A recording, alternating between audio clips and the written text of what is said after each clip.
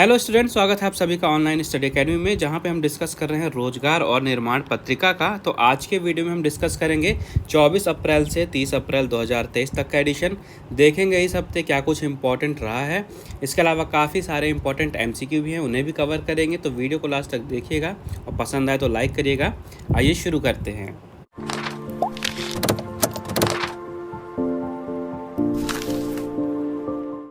सबसे पहले एक महत्वपूर्ण दिवस है, इम्पॉर्टेंट डे है, विश्व पृथ्वी दिवस, वर्ल्ड अर्थ डे। और ये काफ़ी ज़्यादा इम्पॉर्टेंट है, आपको याद रखना है। काफ़ी ज़्यादा चांसेस है यहाँ क्वेश्चन आने के। हर साल 22 अप्रैल, याद रखिएगा, हर साल 22 अप्रैल को मनाया जाता है विश्व पृथ्वी दिवस, यानी कि वर्ल्ड अर्थ डे।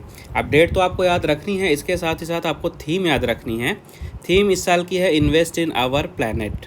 2023 की थीम है इन्वेस्ट इन आवर प्लैनेट। तो थीम और डेट आपको याद रखनी है। तो देखिए, पृथ्वी को हम अपनी माता के समान समझते हैं और हमारी आदतें और जो लापरवाहियां हैं उसके कारण पृथ्वी को काफ़ी ज़्यादा नुकसान पहुंच रहा है।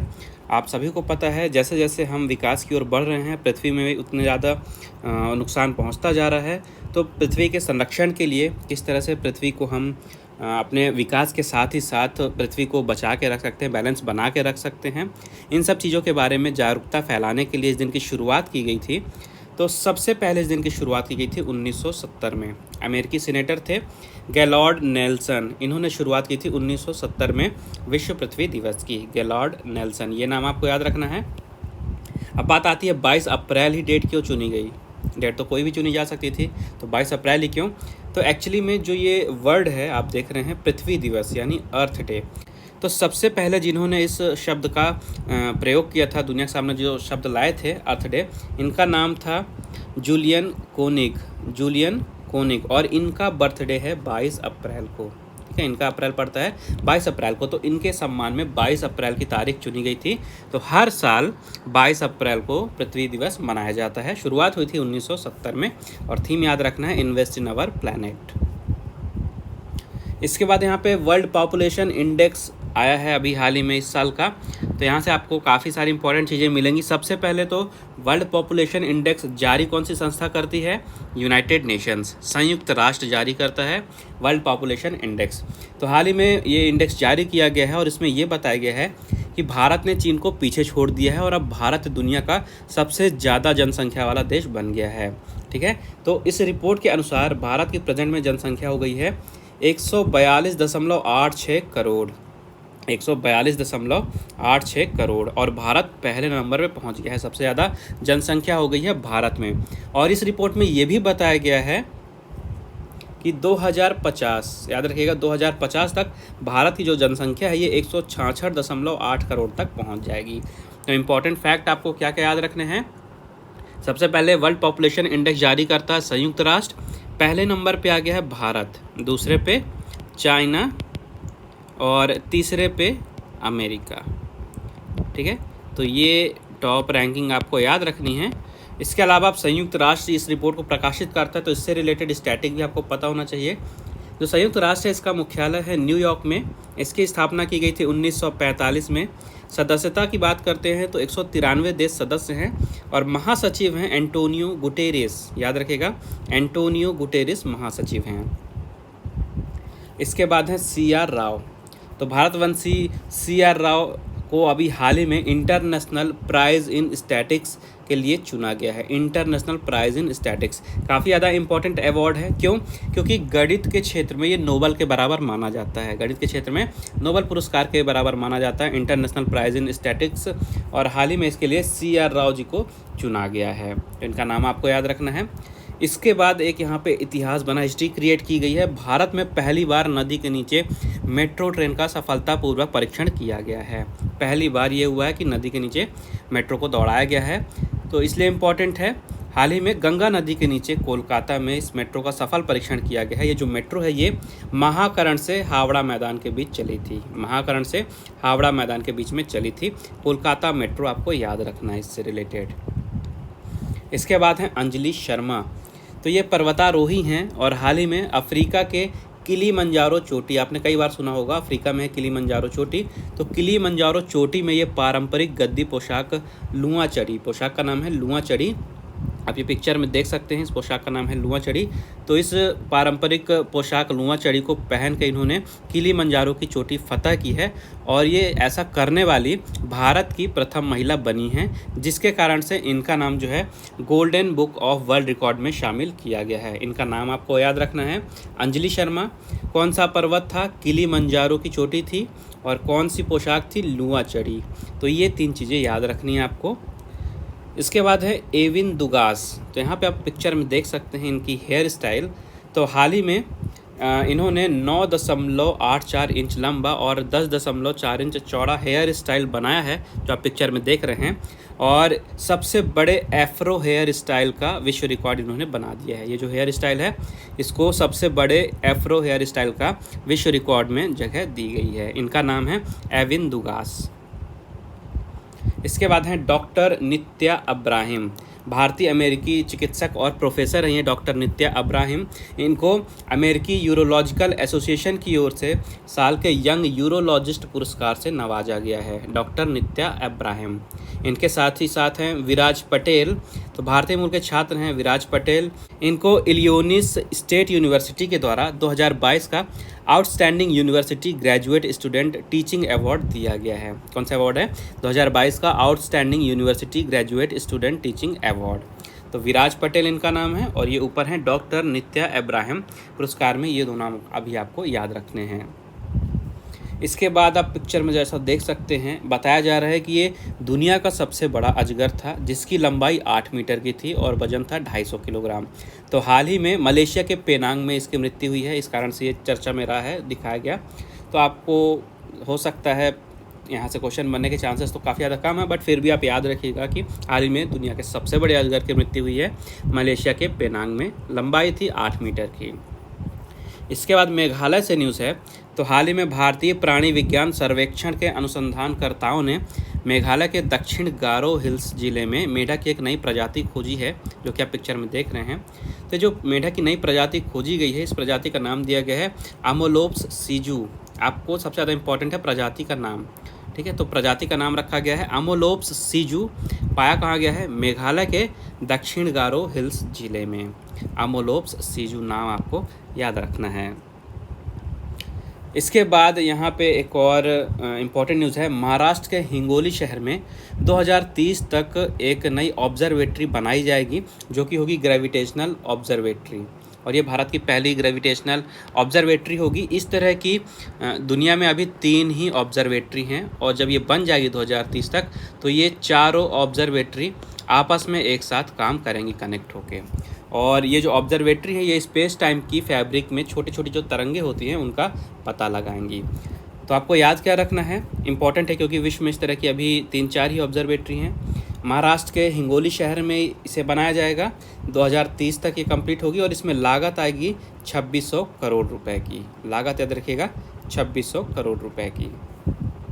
इसके बाद अभी हाल ही में प्रधानमंत्री की आर्थिक सलाहकार परिषद की तरफ से एक इन्फॉर्मेशन दी गई है कि मौजूदा वित्तीय वर्ष 2023-24 में भारत को जो विकास दर होगा, यानी जीडीपी ग्रोथ रेट जो है, ये 6.5% रहेगी। याद रखिएगा, ये जो डेटा है ये प्रधानमंत्री की आर्थिक सलाहकार परिषद के द्वारा दिया गया है, 6.5% का विकास दर। इसके बाद हैं जलबाला वैद्य। तो दिग्गज रंगमंच अभिनेत्री तथा दिल्ली में जो अक्षरा थिएटर है, इसकी सह संस्थापक थी जलबाला वैद्य। हाल ही में 86 वर्ष की आयु में इनका निधन हो गया है। इसके बाद एक और एक्ट्रेस हैं, रंगकर्मी हैं, उत्तरा बावरकर। उत्तरा बावरकर हाल ही में 79 ईयर्स में इनका भी निधन हो गया है। इनका भी नाम आपको याद रखना है। इसके बाद है केशव महिंद्रा। महिंद्रा एंड महिंद्रा ग्रुप के पूर्व चेयरमैन रह चुके हैं। हाल ही में 99 वर्ष की आयु में इनका भी निधन हो गया है, महिंद्रा एंड महिंद्रा ग्रुप्स के पूर्व चेयरमैन केशव महिंद्रा जी का। एक और फैक्ट याद रखिएगा कि हाल ही में फोर्ब्स ने इन्हें भारत का सबसे वृद्ध अरबपति बताया था। इसके अलावा सुधीर नायक जी हैं, जो पूर्व भारतीय ओपनर रह चुके हैं, कोच रह चुके हैं और पिच क्यूरेटर भी थे। तो हाल ही में 78 वर्ष की आयु में इनका भी निधन हो गया है। सुधीर नायक नाम याद रखना आपको। इसके बाद मूव करते हैं खेल समाचार की ओर, जहां पे सबसे पहले टेनिस से न्यूज़ है। तो हाल ही में टेनिस का टूर्नामेंट संपन्न हुआ है, Monte Carlo masters tennis tournament. Monte Carlo masters tennis tournament, ये जो टूर्नामेंट है, इसमें सिर्फ पुरुष वर्ग के प्रतियोगिताएं होती हैं, सिर्फ पुरुष खिलाड़ी खेलते हैं। तो इस साल के टूर्नामेंट में रूस के टेनिस स्टार हैं आंद्रे रूबलेव, इन्होंने इस टूर्नामेंट को जीत लिया है। इन्होंने फाइनल में डेनमार्क के खिलाड़ी होल्गर रूने को हराकर इस खिताब को जीता है। तो आपको याद रखना है, रसिया के टेनिस खिलाड़ी हैं आंद्रे रूबलेव, इन्होंने Monte Carlo masters tennis tournament 2023 का जीत लिया है पुरुष एकल वर्ग में। फाइनल में इन्होंने डेनमार्क के खिलाड़ी होल्गर रूने को हराया है। अब देखिए, स्पोर्ट्स से आप जब भी क्वेश्चन पढ़ेंगे तो खिलाड़ी का नाम आता है, तो किस देश के लिए खेलते हैं ये याद रखना है, और किस खेल से संबंधित है ये याद रखना है। क्वेश्चन आपसे कैसे पूछेगा, सबसे पहले तो या तो पूछ सकता है कि Monte Carlo masters tennis tournament 2023 का किसने जीता है, आपका आंसर होगा आंद्रे रूबलेव। क्वेश्चन घुमा के पूछेगा तो पूछ सकता है कि आंद्रे रूबलेव ये किस देश के लिए टेनिस खेलते हैं, तो आपको आंसर देना है रूस के लिए।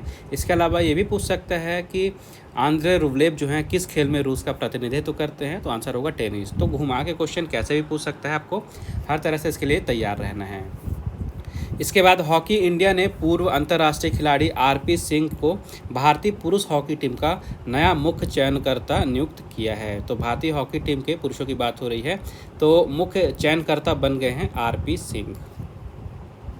इसके बाद है आईसीसी का famous player of the month का अवार्ड। हर मंथ जो पुरुष और महिला वर्ग में एक एक खिलाड़ियों को दिया जाता है जो सर्वश्रेष्ठ प्रदर्शन करते हैं उस महीने में।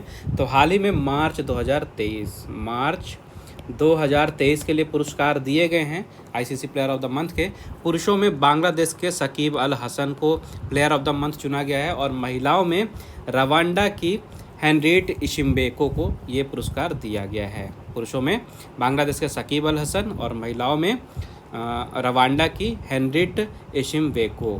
तो ये दोनों नाम आपको याद रखने हैं, और ये याद रखिएगा कि मार्च के लिए पुरस्कार दिए गए हैं, मार्च 2023। इसके बाद यहाँ पे हॉकी की बात हो रही है, तो हॉकी का एक टूर्नामेंट होने वाला है, एशियन चैम्पियंस ट्रॉफी, और भारत में ये प्रतियोगिता होनी है इस साल अगस्त में। खेली कहाँ जाएगी, चेन्नई में। इम्पॉर्टेंट क्यों है, क्योंकि भारत को पहली बार इस टूर्नामेंट की मेज़बानी दी गई है। तो पहली बार भारत जो है Asian champions trophy hockey tournament की मेज़बानी करेगा, और ये प्रतियोगिता होगी भारत में कहाँ, चेन्नई में। आगे है विजडन क्रिकेटर्स अल्मानेक ने 2022 के शीर्ष 5 क्रिकेटरों की सूची जारी की है, जिसमें भारत की तरफ से जगह बनाई है हरमनप्रीत कौर ने। तो भारत की तरफ से हरमनप्रीत कौर ने जगह बनाई इस लिस्ट में, और काफ़ी ज़्यादा इंपॉर्टेंट है। क्यों, क्योंकि इस सूची में जगह बनाने वाली पहली भारतीय महिला खिलाड़ी बनी हैं। हरमनप्रीत कौर पहली भारतीय महिला खिलाड़ी बनी हैं विजडन क्रिकेटर्स अल्मानेक में शीर्ष 5 क्रिकेटर्स की सूची में शामिल होने वाली। तो इनका नाम आपको याद रखना है। इसके अलावा कुछ और अवार्ड्स हैं, याद रखिएगा। तो पुरुष वर्ग में leading cricketer of the world चुने गए हैं बेन स्टोक्स कहाँ के हैं, इंग्लैंड के हैं। फिर महिला वर्ग में leading cricketer of the world बनी है बेथ मूनी, ये कहाँ, ये ऑस्ट्रेलिया की हैं। T20 में leading cricketer of the world बने हैं सूर्य कुमार यादव, ये कहाँ के हैं, ये हैं इंडिया के। और विजडन ट्रॉफी दी जाएगी जॉनी बेस्टो को, ये भी इंग्लैंड के हैं। तो आपको ये नाम याद रखने हैं, Ben Stoke, Beth Mooney, Surya Kumar Yadav और जॉनी बेस्टो और हरमनप्रीत कौर, ये 5 नाम आपको यहाँ से याद रखने हैं। आगे बढ़ते हैं, यहाँ पे भारत की पैरा बैडमिंटन खिलाड़ी हैं नित्या श्री सिवन। इन्होंने ब्राज़ील में एक टूर्नामेंट हुआ, पैरा बैडमिंटन इंटरनेशनल टूर्नामेंट, इसमें शानदार प्रदर्शन करते हुए 2 स्वर्ण पदक भारत को दिलाए हैं। ठीक है, 2 गोल्ड मेडल इन्होंने जीते हैं। तो सबसे पहले इनका नाम याद रखिएगा, नित्या सिवन। पूछ सकता है किस खेल से रिलेटेड है, तो पैरा बैडमिंटन खिलाड़ी हैं ये। इसके अलावा इन्होंने किस टूर्नामेंट में 2 गोल्ड मेडल जीते हैं, तो पैरा बैडमिंटन इंटरनेशनल टूर्नामेंट में इन्होंने कारनामा किया है। और ये जो टूर्नामेंट था ये हुआ कहाँ था, ये हुआ था ब्राज़ील में। फिर यहाँ पे भारत के युवा पहलवान हैं अमन। तो अमन ने कजाकिस्तान में आयोजित एशियन कुश्ती चैंपियनशिप में पुरुषों की फ्री स्टाइल 57 किलोग्राम भार वर्ग में स्वर्ण पदक जीता है। याद रखिएगा, टूर्नामेंट था एशियन कुश्ती चैंपियनशिप, हुआ कहाँ पे था, हुआ था कजाकिस्तान में। तो अमन ने गोल्ड मेडल जीता है 57 किलोग्राम कैटेगरी में, तो इनका नाम आपको याद रखना है। इसके अलावा भारत ने इस प्रतियोगिता में 1 स्वर्ण पदक जीता, 3 रजत और 10 कांस्य पदक जीते। तो टोटल भारत ने इस प्रतियोगिता में 14 मेडल जीते हैं, ये चीज़ भी आपको याद रखना है। आगे बढ़ते हैं एमसीक्यू की तरफ। सबसे पहले खेल के क्वेश्चन हैं। तो पहला सवाल है, किस भारतीय महिला टेनिस खिलाड़ी ने हाल ही में संन्यास से घोषणा की है, संन्यास लिया है? तो इसका आंसर हो जाएगा सानिया मिर्ज़ा। इन्होंने हाल ही में प्रोफेशनल टेनिस से संन्यास ले लिया है। इसके बाद है, वर्ष 2014 में किस शहर में कॉमनवेल्थ गेम्स आयोजित किए गए थे? तो इसका आंसर हो जाएगा ग्लासगो। फिर है, सौरभ चौधरी किस खेल में भारत के लिए खेलते हैं? तो ये हॉकी खेलते हैं। फिर आईसीसी T20 वर्ल्ड कप 2022 में किस खिलाड़ी को प्लेयर ऑफ द टूर्नामेंट चुना गया था? तो ये थे सैम करेन। कहाँ के थे? इंग्लैंड के। फिर है, वर्ष 2016 में किस देश ने यूएफए यूरो कप की मेज़बानी की थी? 2016 में मेज़बानी की थी फ्रांस ने। फिर है, Birsa Munda international hockey stadium, ये भारत में कहाँ है? तो यह है भुवनेश्वर में। नेक्स्ट है, फीफा वर्ल्ड कप की मेज़बानी करने वाला पहला अफ्रीकी देश कौन सा है? तो ये है दक्षिण अफ्रीका। पहला अफ्रीकी देश है दक्षिण अफ्रीका। और अगर पूछता है पहला अरब देश कौन सा है, तो ये है कतर। इंपॉर्टेंट है क्यों? क्योंकि 2022 का यानी रिसेंट का ही जो फुटबॉल विश्व कप हुआ ये कतर में था, और कतर बन गया है दुनिया का पहला अरब देश जिन्होंने फीफा वर्ल्ड कप की मेज़बानी की है। फिर इनमें से कौन सा शब्द क्रिकेट से संबंधित नहीं है? तो यहाँ पे पेनाल्टी किक जो है ये क्रिकेट से संबंधित नहीं है। पेनाल्टी किक फुटबॉल में यूज़ किया जाता है। फिर T20 अंतर्राष्ट्रीय क्रिकेट में भारत के लिए सबसे बड़ी पारी खेलने वाले बल्लेबाज कौन हैं? तो ये हैं शुभमन गिल। नेक्स्ट है, दिव्यांग खिलाड़ी प्रमोद भगत। प्रमोद भगत ये किस खेल में भारत के लिए खेलते हैं? तो ये बैडमिंटन खेलते हैं भारत के लिए। फिर इनमें से कौन सा खेल जो है ओलंपिक खेलों में शामिल नहीं है? तो बिलियर्ड्स। देखिए बिलियर्ड्स जो है ये ओलंपिक खेलों में शामिल नहीं है। फिर इनमें से कौन सी खिलाड़ी मुक्केबाजी से संबंधित नहीं है? तो 4 ऑप्शन दिए गए हैं, इसमें से मीराबाई चानू जो है ये मुक्केबाजी से संबंधित नहीं है। ये संबंधित है किससे? भारोत्तोलन से, वेट लिफ्टिंग से संबंधित है मीराबाई चानू। और जो बाकी के 3 ऑप्शन हैं ये मुक्केबाजी से संबंधित हैं। फिर इस वर्ष ऑस्ट्रेलियन ओपन में पुरुष एकल वर्ग के विजेता कौन बने हैं? तो इस वर्ष विजेता बने ऑस्ट्रेलियन ओपन में नोवाक जोकोविच। नेक्स्ट है, इस वर्ष आईसीसी वर्ल्ड टेस्ट चैंपियनशिप के फाइनल में भारत का सामना किस देश से होगा? तो आईसीसी वर्ल्ड टेस्ट चैंपियनशिप में फाइनल में भारत का सामना होगा ऑस्ट्रेलिया से। फिर है, मेजर ध्यानचंद खेल रत्न पुरस्कार जीतने वाले पहले खिलाड़ी कौन हैं? तो ये हैं विश्वनाथन आनंद। विश्वनाथन आनंद। फिर है, टोक्यो ओलंपिक 2020 में इनमें से किस भारतीय खिलाड़ी ने पदक नहीं जीता है? यहाँ पे देखिए साइना नेहवाल दिया गया ऑप्शन में। साइना नेहवाल ने टोक्यो ओलंपिक 2020 में पदक नहीं जीता था। फिर है, इस वर्ष किस टीम ने रणजी ट्रॉफी अपने नाम की है? तो इस साल रणजी ट्रॉफी जीती है सौराष्ट्र की टीम ने। फिर है, इस वर्ष वर्ल्ड टेबल टेनिस चैंपियनशिप जो है ये किस शहर में आयोजित की जाएगी? तो इस साल ये चैंपियनशिप आयोजित होगी डरबन में। फिर है, इस वर्ष सैफ फुटबॉल चैंपियनशिप भारत के किस शहर में खेली जाएगी? तो इस वर्ष ये चैंपियनशिप खेली जाएगी बेंगलुरु में। नेक्स्ट है, वर्ष 2022 में यूएस ओपन गोल्फ चैंपियनशिप के विजेता कौन बने थे? ध्यान से सुनिएगा, यूएस ओपन टेनिस में भी टूर्नामेंट होता है तो आपको कंफ्यूज नहीं होना है। यूएस ओपन गोल्फ की बात हो रही है। तो यूएस ओपन गोल्फ चैंपियनशिप जीते थे मैट फिट्जपैट्रिक। ठीक है, Matt Fitzpatrick 2022 US Open golf championship. फिर हाल ही में किसे वेस्ट इंडीज़ की वनडे टीम का कप्तान बनाया गया है? तो इसका आंसर हो जाएगा शाई होप। हाल ही में शाई होप को वेस्ट इंडीज़ की वनडे टीम का कप्तान बनाया गया है। फिर वर्ष 2016 में किस देश ने आईसीसी T20 वर्ल्ड कप जीता था? 2016 में आईसीसी T20 वर्ल्ड कप जीता था वेस्ट इंडीज़ ने। फिर क्रिश्चियन कोलमैन किस देश के दिग्गज एथलीट हैं? तो ये अमेरिका के दिग्गज एथलीट हैं। फिर वनडे क्रिकेट में एक टीम के खिलाफ 10 शतक बनाने वाले बल्लेबाज कौन हैं? तो ये हैं विराट कोहली। इसके बाद अगला क्वेश्चन है, टोक्यो ओलंपिक में कांस्य पदक जीतने वाली भारतीय हॉकी टीम के कप्तान कौन थे? तो भारतीय हॉकी टीम के कप्तान थे मनप्रीत सिंह। और याद रखिएगा टोक्यो ओलंपिक में कांस्य पदक जीता था भारत। आगे है सामान्य अध्ययन के कुछ क्वेश्चन। पहला क्वेश्चन है, राजा चक्रधर की जन्मस्थली कहाँ पे है? तो ये है रायगढ़ में। रायगढ़ है छत्तीसगढ़ में। फिर है नेक्स्ट क्वेश्चन, स्तूप में जहाँ हड्डी या अवशेष रखे जाते हैं उस स्थान को क्या कहते हैं? तो उस स्थान को कहते हैं हर्मिका। फिर मध्य प्रदेश सरकार द्वारा आदि शंकराचार्य की 108 फीट ऊंची मूर्ति कहाँ स्थापित की जा रही है? तो ये खंडवा के ओमकारेश्वर में स्थापित की जा रही है।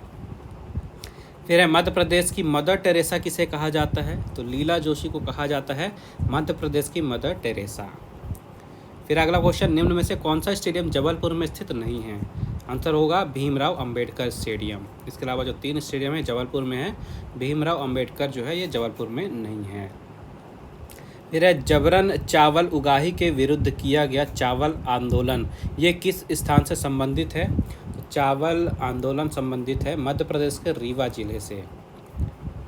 नेक्स्ट है घोटुल पाटा गीत, ये किस जनजाति का गायन है? तो ये मुड़िया जनजाति का गायन है। कौन सा गायन है? घोटुल पाटा गीत। फिर है मध्य प्रदेश के वे कौन से राज्यपाल हैं जो उत्तर प्रदेश के मुख्यमंत्री भी रह चुके हैं तथा जिनकी मृत्यु जो है ये कार्यकाल में हुई थी? तो ये राज्यपाल थे राम प्रकाश गुप्ता जी। याद रखिएगा, उत्तर प्रदेश के मुख्यमंत्री भी रह चुके हैं और इनकी मृत्यु कार्यकाल में हुई थी। नेक्स्ट है किस स्थान की प्रसिद्ध चंदेरी साड़ी को जीआई टैग दिया गया है? किस स्थान की प्रसिद्ध चंदेरी साड़ी को जीआई टैग दिया गया है? आंसर होगा अशोकनगर।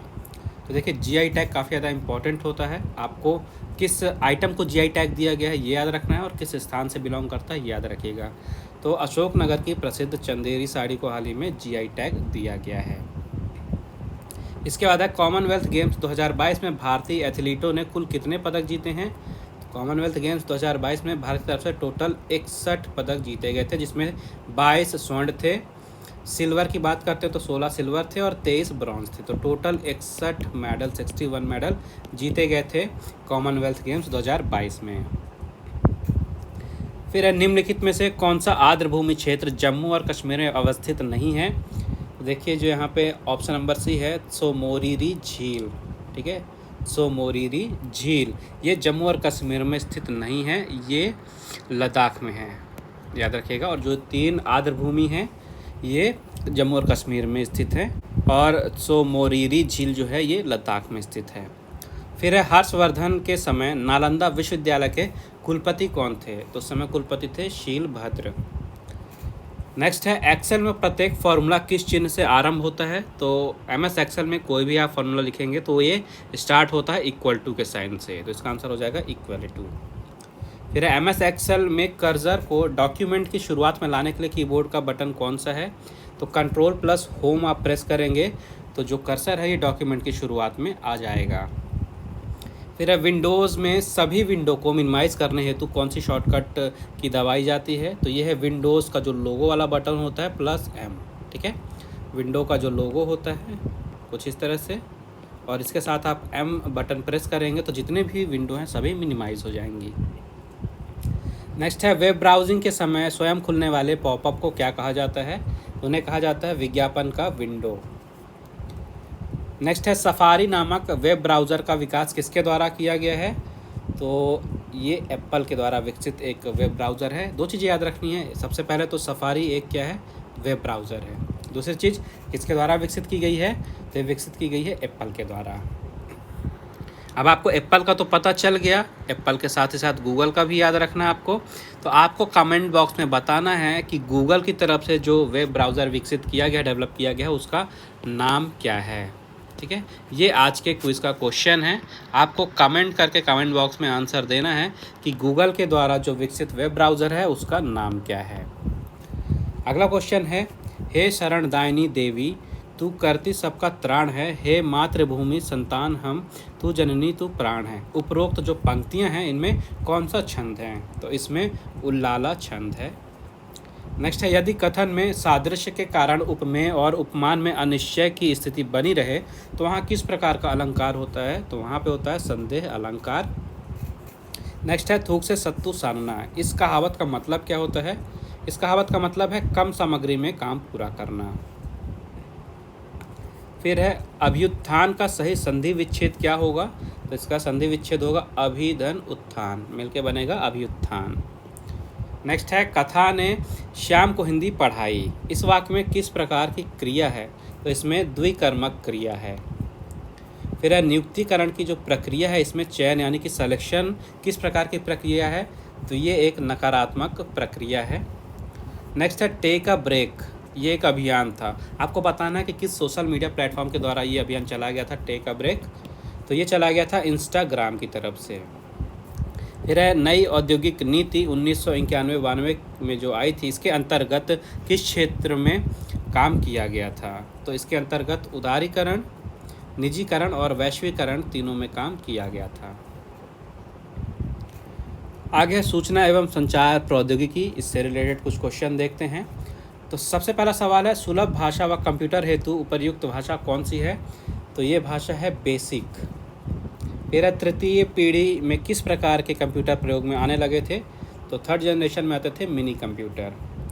फिर है रैम। रैम क्या है? तो रैम एक अस्थायी मेमोरी है, और रैम का फुल फॉर्म भी याद रखिएगा, पूछता है। रैम का फुल फॉर्म होता है रैंडम एक्सेस मेमोरी। ठीक है, तो ये एक टेम्परेरी मेमोरी यानी अस्थायी मेमोरी। फिर कंप्यूटर का आधार कौन सी संख्या पद्धति पे है? तो कंप्यूटर का आधार है बाइनरी में 10 बाइनरी।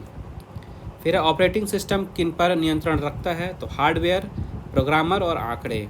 तो इन सब चीज़ों पे ऑपरेटिंग सिस्टम नियंत्रण रखता है। फिर विंडोज़ जो एक सॉफ्टवेयर टूल है, ये किसके द्वारा बनाया गया था? तो विंडोज़ बनाया गया है माइक्रोसॉफ्ट। आपने कई बार सुना होगा, इसका पूरा नाम है माइक्रोसॉफ्ट विंडोज़ बोलते हैं इसे। तो विंडोज़ जो ऑपरेटिंग सिस्टम है, ये बनाया गया था माइक्रोसॉफ्ट के द्वारा। फिर राष्ट्रीय सूचना विज्ञान केंद्र की स्थापना कब की गई थी? इसकी स्थापना हुई थी 1976 में।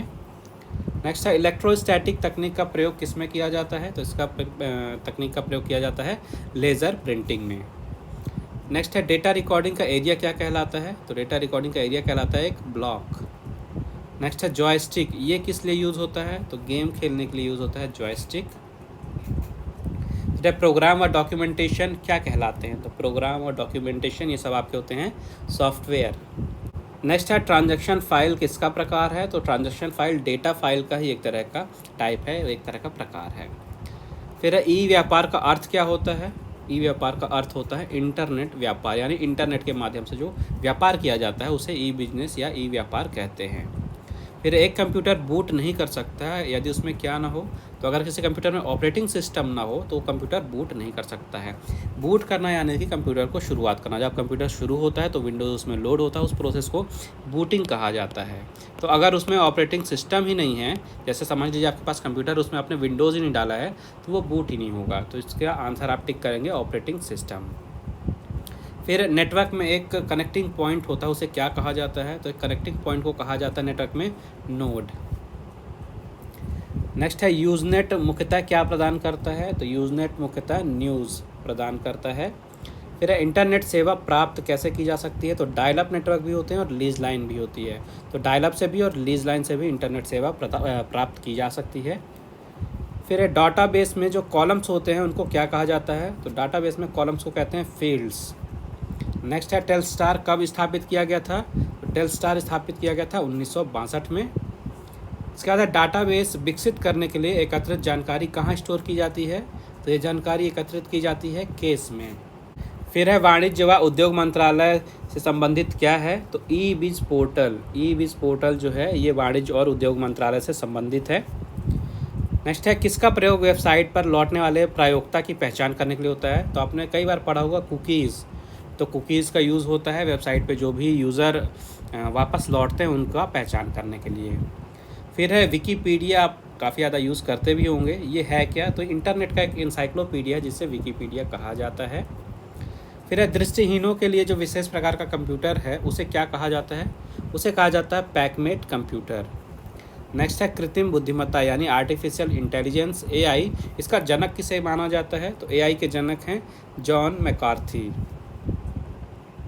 फिर है उपभोक्ता दस्तावेज को जो नाम देता है उसे क्या कहा जाता है? उसे फाइल नेम कहा जाता है। फिर है माइक्रोसॉफ्ट ऑफिस का जो निजी सूचना प्रबंधक है उसे क्या कहते हैं? तो उसे आउटलुक कहा जाता है। MS आउटलुक आपने यूज़ भी किया होगा। फिर है एक्सेल वर्कबुक जो है ये किस चीज़ का संग्रह है? तो जो अलग अलग वर्कशीट होती हैं इन्हीं के संग्रह को एक्सेल वर्कबुक कहा जाता है। फिर आधुनिक कंप्यूटर विज्ञान का जनक किसे माना जाता है? तो आधुनिक कंप्यूटर विज्ञान के जनक हैं एलन ट्यूरिंग। Alan Turing.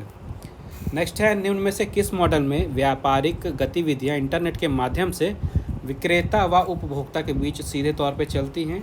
तो ये मॉडल कहलाता है C2B मॉडल। C2B model.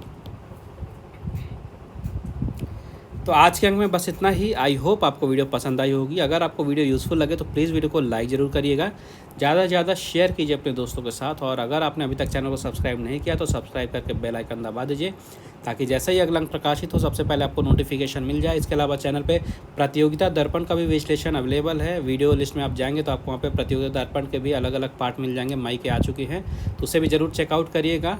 और आप टेलीग्राम चैनल पर भी ऑनलाइन स्टडी एकेडमी को ज्वाइन कर सकते हैं, जहाँ पे आपको इसकी PDF, अलग अलग न्यूज़पेपर मैगजीन की PDF, daily current affair, GK, vocab, job alerts, आपके तैयारियों से रिलेटेड सारी इंपॉर्टेंट चीज़ें एक ही प्लेस पे अवेलेबल है, वहाँ आप ज्वाइन कर सकते हैं।